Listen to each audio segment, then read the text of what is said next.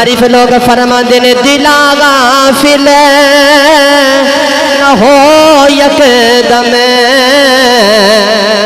ये दुनिया छोड़ जाना है। दिला गाफिल न हो यकदम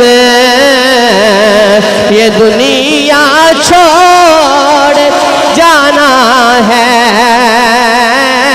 बगीचे छोड़ कर खाली ज़मीं अदर समाना है।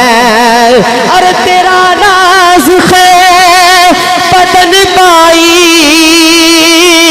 जो लेटे सेज फूलों पर ये होगा एक दिन मुर्दा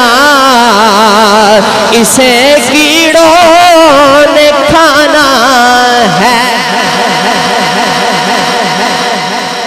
एक दिन मुर्दा होना 6 फुट दे बेड ते लेटिए ना ते नींद नहीं आती, पर कबर की है जिथे पासा भी नहीं पड़ सकते।